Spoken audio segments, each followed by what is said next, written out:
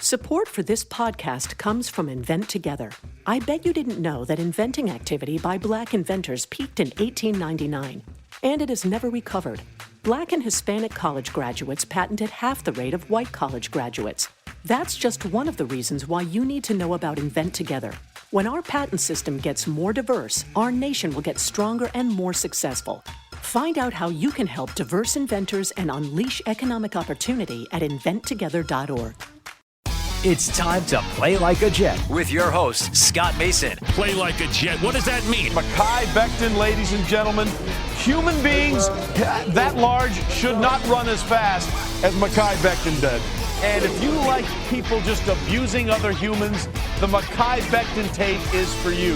Denzel Mims with another monster score of 70 yards. Quick pass to Crowder, trying to get him out of space. Slips a tackle, and there he goes. Crowder! It's a foot race, and Crowder is in there. A 69-yard touchdown. Takes a shot. Here's Corey Davis wide open. Davis still going, and he's in for the touchdown. Hill hit immediately when he got the handoff. You know that's the Q-inator. Oh my gosh. Listen, thank you. From the PlayLikeAJet.com digital studios, this is Play Like a Jet. My name is Scott Mason. You can follow me on Twitter at PlayLikeAJet1. And we're going to break down the film of the newest New York Jet, Morgan Moses, who is going to be the new starting right tackle, signs a one-year deal that could be worth up to $5.3 million.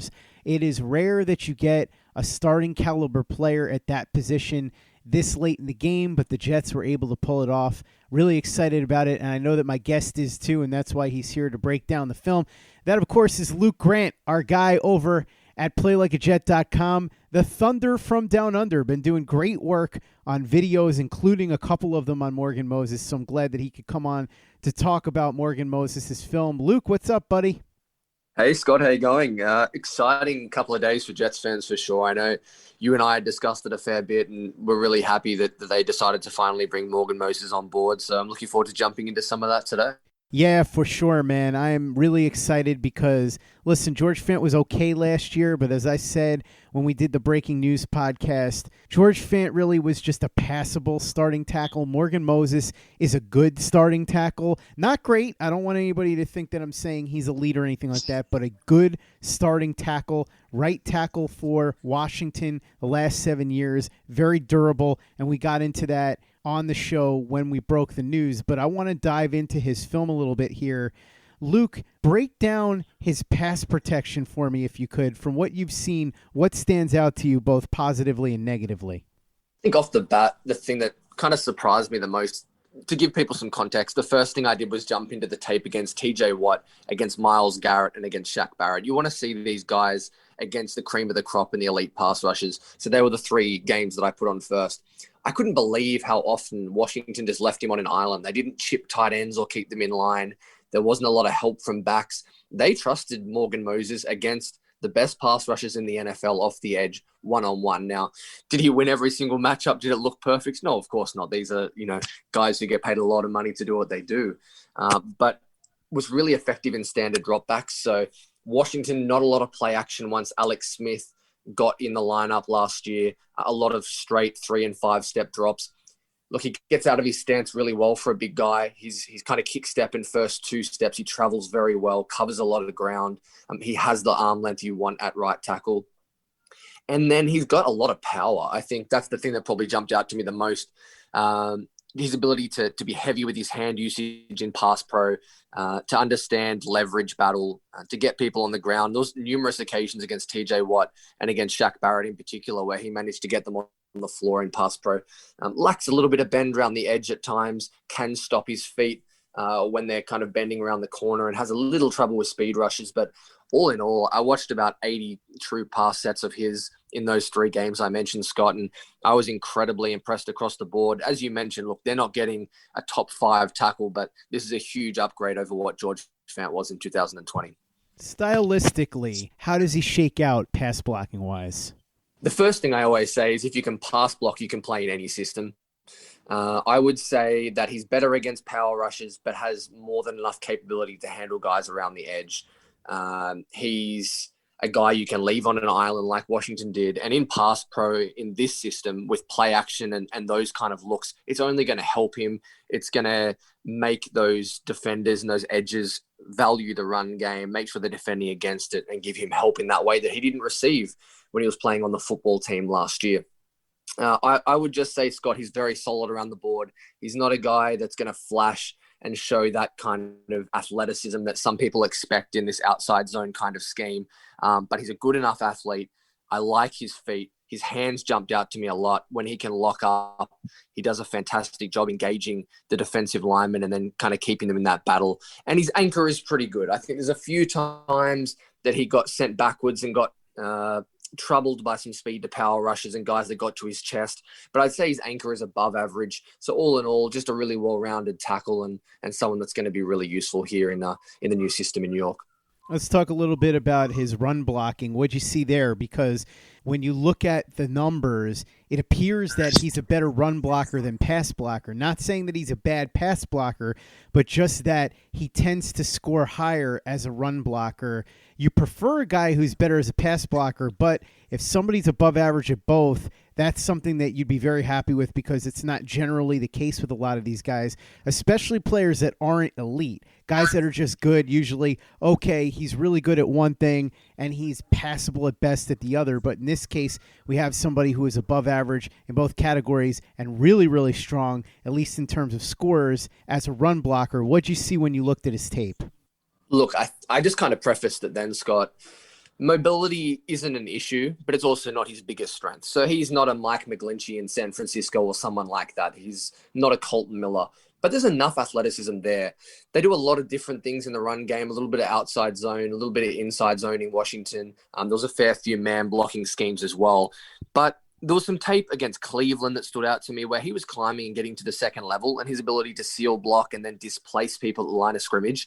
It again comes back to that power. The understanding of leverage and his ability to use his length. He's able to push guys back 4 or 5 yards from the line of scrimmage in those man blocking schemes. But I think, what I was looking for when I looked at the running game was, can he work out in space? What's his short area quickness and movement skills like? He's got enough knee bend and flex there. So I don't think it is going to be an issue in this scheme at all. You look at Mekhi Becton on the other side of the line. He's a 365-pound plus athlete. While Moses isn't that big, I'd say they move in a pretty similar manner. They may not be ideal fits, but you can do a lot of things running behind those two guys on either side of the line. You touched on the scheme and how he's going to fit theoretically, both in run blocking and pass blocking situations. Can you elaborate a little bit more? Yeah, for sure. I think the way this team is going to run the football with the outside zone is primarily the backs are reading outside the tackle's shoulder. So for Moses, it'll be his right tackle. They're going to ask him not so much to reach block, but to get out in space, find a guy, and then drive him where he finds him is kind of the terminology that John Benton uses. So that's what he's going to be asked to do in the run game. And I think he's going to have no issues with that. He has enough mobility, but he also has the speed to power conversion. So that's not going to be an issue for him. He'll be able to displace people and then drive them out of the picture. So I think he's going to be very effective in that. As far as the passing game, pass protection is pass protection for the most part. I think, as I mentioned, you're going to see more play action here, sell the run, and then kind of drop back from there. But I think this guy could play in any system. Is he the ideal fit here in New York? Probably not, but he can definitely handle what LaFleur is going to ask him to do. And I don't really have any questions around that. I think what people need to remember is this is a guy that, as you mentioned at the top, Scott, is super durable. He's played 16 games the last 6 years. He started every single game. And not only did the Jets upgrade the right tackle spot, but they've also upgraded at swing tackle, which is going to be huge, especially with some injury concerns around Mekhi Becton on the left side of the line. So you think that they took a look at Morgan Moses and said, clear upgrade, definitely a guy you can plug right in at right tackle in this system and be somebody that can make a difference. And like you said, George Fant now becomes expensive insurance for Mekhi Becton. But you think that's what the thought process was for them when they went out and got Morgan Moses. It makes sense on the surface, and then when you just broke down the way that he would fit in this system, it makes even more sense. people got a little carried away with George Fant's cap number. The Jets still have 30 plus million. After they sign their last few rookies, it'll end up around $20 million in cap space. George Fant is a valuable piece because you get injuries along the offensive line. And having one of the best 5 swing tackles in football is a hell of a lot better than having the 25th best right tackle. So a huge upgrade there. Moses is definitely the starter. I know some people have kind of hinted at maybe it might be a competition. If Moses plays anywhere near the level he has the last couple of years, he's definitely going to be the guy here. To give you kind of some context around the numbers, against Barrett and Watt, there was 47 total pass sets. That's without play action or screens. That's just drop back passes. He allowed 4 QB hurries, only 3 QB hits. It was something like a 12 or 13% pressure rate. If you look at those guys on the season, speaking about Watt and Barrett, they averaged 16 and 19% respectively, and that's pressures per snap. So he did a great job holding the best of the best to below what they're used to doing as far as pressures in the NFL. So I think it's really exciting to upgrade those 2 spots is huge. You upgrade left guard in the draft through Elijah Vera-Tucker. And I think this unit is finally heading in the right direction, something we really haven't seen since we went on those runs in the late 2000s. Luke, can you talk a little bit about how he's going to fit with the other pieces on this line? We know that Becton will start, and then, as you said, Fant will step in if Becton has injury problems. And then you look at center and guard. We know that Connor McGovern is going to be the starting center. Elijah Vera-Tucker should be penciled in as the left guard. We don't know for sure who the right guard's going to be. Could be Cam Clark, could be Greg Van Roten, could be Alex Lewis, could even be Mr. Fine, could be any of those guys theoretically. But how do you think that Moses fits as a piece with those guys on this line? I think he fits really well. First thing I'll say is when you're looking at the offensive line, you always look at the weakest spots because you can have 4 great linemen, but if you have one letting in 8 pressures a game, then it's going to be detrimental to every single player on the line. I think we saw that with Connor McGovern last year. I think his play suffered because of, number 1, the scheme that Gase was running, but number 2, the guards around him. I think, number 1, he'll come in and he'll help Greg Van Roten or Cam Clark or whoever plays there. He's an experienced guy, a good communicator, a leader in the locker room, and he's also a much better player than George Fant. That's going to help that right guard spot off the rip. So that's really pleasing, and I think that's still our weakest spot along the line. So assisting in any way that position is going to be a huge win for us. And then, although a little off topic, I think Connor McGovern's the guy who's going to be helped out the most by the scheme change. This is a really similar offense and particular run game to what he did in Denver. And I thought he was a top 10 center when he signed here. Disappointing to start last year, but I think he's going to really thrive. So if you're now looking at an offensive line where Morgan Moses is a top 10, top 15 right tackle, Becton in the same ilk, and then you're getting above average play from McGovern and you're hoping the same from Elijah Vera-Tucker, that's when this whole thing starts to get rolling and you start to establish the run game, the play action off it. And that's really what LaFleur is trying to establish here in New York. So I guess to sum it up, I think Moses fits really well with the group. Seems like a really good off-field guy, and he's just a hard worker. He's durable, and he's going to be an upgrade there at right tackle. Because you're a loyal listener of this podcast, I want to let you in on something awesome, and that's HelloFresh. Their quick, easy meals can be made in 15 to 20 minutes. You can get breakfast on the go, tons of easy options, and here's the best part. You don't have to go to the store, and it doesn't require a lot of meal prep. They send you the recipe, they send you the ingredients, it's easy to make. You have yourself fresh food right there. They've got a wide variety of delicious options for all 3 meals of the day, plus snacks and special treats in between within the HelloFresh market. And I'm going to tell you how you can get up to 14 free meals plus free shipping. All you have to do is go to HelloFresh.com/ACSports14 and use the promo code ACSports14 for up to 14 meals plus free shipping. That's HelloFresh.com/ACSports14, promo code ACSports14. HelloFresh, America's #1 meal kit. This episode is brought to you by ESPN Plus. Dustin Poirier and Conor the Notorious McGregor will settle the score at UFC 264 on Saturday, July 10th, exclusively on ESPN+. After Conor McGregor defeated Poirier in 2014, Poirier evened the score in January, setting up the most highly anticipated rubber match in UFC history. UFC 264 is exclusively available to ESPN Plus subscribers for $69.99. Or sign up now to get UFC 264 and an ESPN Plus annual plan for $89.98. Visit espnplus.com/Spotify. This episode is brought to you by HP Plus. In a world full of smart devices, shouldn't your printer be smart too? It is with HP Plus.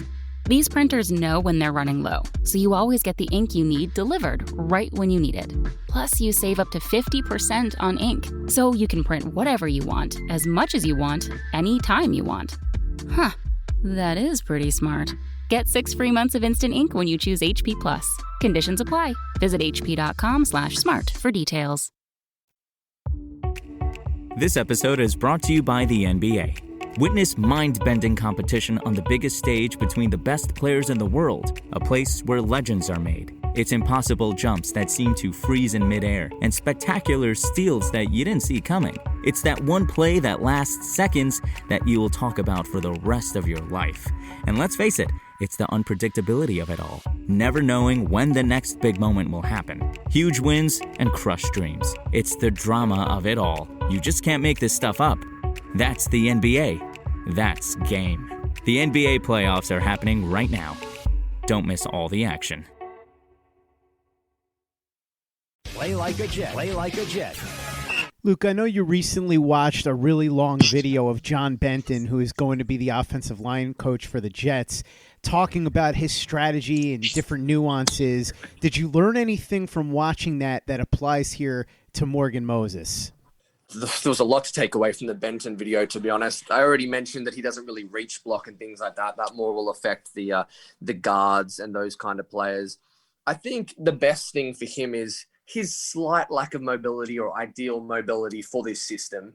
It's going to be washed away somewhat by the way the Benton coaches. So instead of getting out to the will linebacker on his side of the formation and trying to reach and seal and making sure you get your hips around and things like that, his job becomes a lot easier because he can just get his head to the outside number and drive right through and get him off the spot and drive him into the backfield.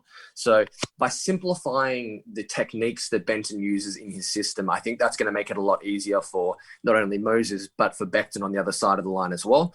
So that's definitely something that jumped out to me off the rip. I thought Benton's philosophy there was really good. And when you have these powerful athletes who can also move a little bit, that's going to be a big assistance to him. So that was probably my biggest takeaway.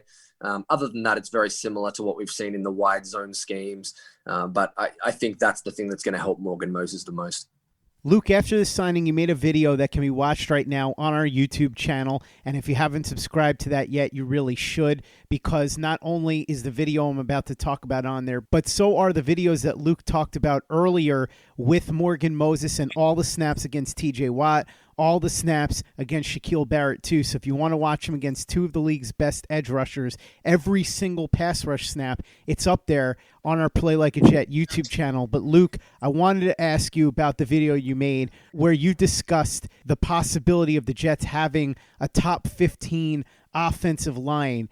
Is your conclusion that at least on paper, the Jets could be a top 15 offensive line? And if so, why do you feel that way? Look, it's pretty early in the offseason, Scott, but if you made me say exactly where I think the Jets will fall coming into 2021, I'd say they're somewhere between 12th and 15 right now, which is obviously a huge leap from where the Jets have been the last 2 or 3 years. I guess the main reasons I feel like that are twofold. I kind of mentioned it a little bit earlier. You look at most offensive lines and you look for the weak links. And when I had to look through some of the lines in the NFL, I went, really, that guy's starting? That guy's playing left guard for this team? Like, they can't do any better than that. This guy's graded out poorly the last 2 years. And man, he's a backup caliber player. There just aren't enough linemen to go around in the league right now. A lot of that's due to the way that college football is being played, the spread, the RPOs and things like that. They get to the league and it's a huge transition for them. I think the Jets are above average at 3 positions right now. I think left tackle, right tackle, and I'm going to put in Elijah Vera Tucker as well. I think when you go through the PFF rankings of the top 20 guards, they mentioned it really well. The depth at that position is horrendous. There's about 5 good guards in the NFL, maybe 10 okay ones, and then it's this enormous drop-off. I think Vera Tucker is going to come in and be an above-average guard. So let's say we're above average at 3 positions. Connor McGovern regresses positively back to the mean and is an average center in 2021. That really only leaves you with one spot you're concerned about. Now, what if Cam Clark takes that leap?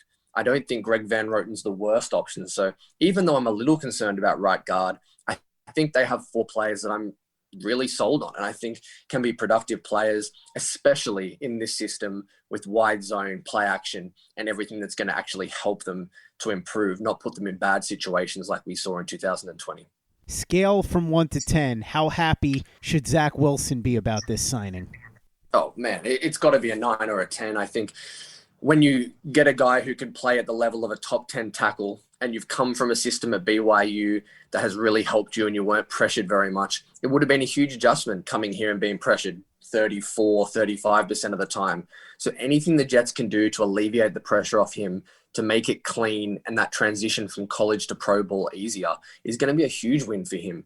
And he now has the insurance of Fant as the backup tackle as well. Last year, you had Schumer Adoga being rushed in against New England in games like that, and he looked like a fish out of water, and there was pressures everywhere from both sides of the line when Mekhi Becton was out.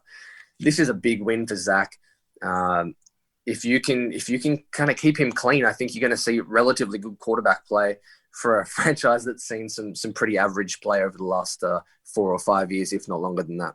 Luke, we talked about the videos that you put up on our YouTube channel, and if you haven't subscribed, please go ahead and do that. One of them is every single pass rush snap of Morgan Moses against TJ Watt. The other is every single pass rush snap of Morgan Moses against Shaq Barrett. And our channel is the only one that has anything like that yet. So I have to really impress upon you the fact that you need to go there right now and watch this if you want to get a feel for what Morgan Moses does against these elite edge rushers. You talked about it a little bit before, but was there anything specifically against each of those 2 guys that stood out to you negatively or positively? I don't mean in a grand sense. I just mean those specific performances against those 2 guys. Were there any specific plays that you saw that made you smile or made you frown? On the negative, let's talk about with his pass sets. I mentioned at the top of the show how he gets pretty good depth and travels well in his first 2 steps out of his kick step. Sometimes he does that to compensate a lack of speed. So he tries to get to the spot early and prevent TJ Watt from beating him around the corner. There were a couple of times that he turned that into a bull rush and went through his chest. And I went, okay, that's something to note because he's compensating on the outside shoulder and then getting beaten through the middle. It happened a couple of times and there were some QB hits. So that was probably the biggest thing I thought, all right, maybe let's not overpass set, get a little wide in our stance. I saw that once or twice from Morgan Moses. On the positive side, I guess you can call it a positive. To me, it is anyway. He wins ugly. Some of the reps you thought, man, that just didn't look very good. But TJ Watt was just negated. There was only 3 or 4 pressures in that game. And there were a couple of times where you thought, man, he's in trouble. But he replaced his hands, and his hand replacement was really good. Occasionally, he got a little wide off the snap, but he managed to work them back into the shoulder pads and then keep moving his feet through contact. That was something I really liked. Against Shaq Barrett, look, it was a really good all-round performance against him and Jason Pierre-Paul. I thought that was one of his best games of the season. I've now watched 5 or 6 of them. I thought that might have been his very best. I don't know if there's anything that stood out in particular as far as that game, but look, man, this is something we haven't seen for the Jets in a long time, competent right tackle play. And, man, Morgan Moses, he excites me. I'm so happy that Douglas made this move. And Scott, to get it at $3.5 million with incentives, that's incredible value. I think for me, I was expecting $6 or $7 million per year, 1 or 2 years. To get him cheaper than that based on playing time incentives, this is a huge win.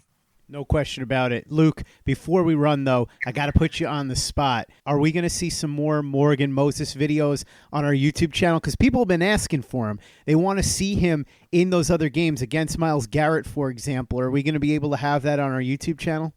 Yeah, for sure. There'll be more Morgan Moses. The people want him for sure at the moment. It's a bit of a quiet time in the off season, so people are hungry for content. Unfortunately, against Cleveland, he didn't have a ton of snaps against Myles Garrett. I did want to do a breakdown specifically on that game, but I'll have some more out there. I think I'm going to look at the running game a little next. I've shown a fair bit of him in pass protection because that's something that I value most important as far as tackle play. But, I'll try and show some examples of how he can be effective in this outside zone. They may not be the cleanest comparisons to LaFleur's scheme, but that's the next step for me, and that's what will be coming. A little bit of him in the run game, showing why he's a 83, 84 plus grade with Pro Football Focus in the run game, what he does well and how that will translate.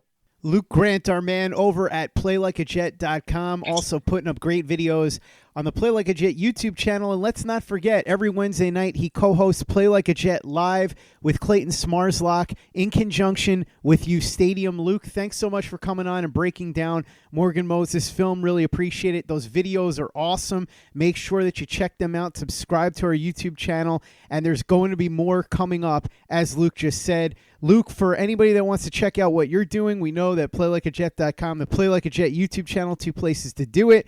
But also they can check out some stuff that you're saying on Twitter too. So how can they follow you on Twitter and talk to you and interact with you?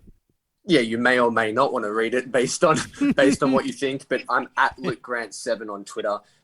Pop in and say hello. Always try and be pretty active, discuss some questions. Today I was asking how many wins I thought the Jets were going to get this year. Some cool discussions like that. But most importantly, make sure you're listening to the pod. Make sure you're subscribing. Make sure you're following us over on the YouTube. The Play Like a Jet family is getting bigger and better, and I can't see what's going to transpire for the rest of this year. No question. And one of the biggest reasons for that is the great work that Luke is doing. So make sure that you check it out at playlikeajet.com, the Play Like a Jet YouTube channel. Luke and Clayton every Wednesday night live in conjunction with U Stadium, and follow Luke at LukeGrant7. Plus, of course, if you haven't given us a 5-star review on iTunes yet, if you could go ahead and do that for us, really appreciate it. Easy way to help out the show if you like what we're doing. Doesn't take you much time, doesn't cost you any money, but it goes a long way to help us out. So if you could go ahead and do that for us, be quite grateful. And for the latest and greatest in New York Jets podcasts and content, you know where to go. That's Play Like a Jet Digital and playlikeajet.com.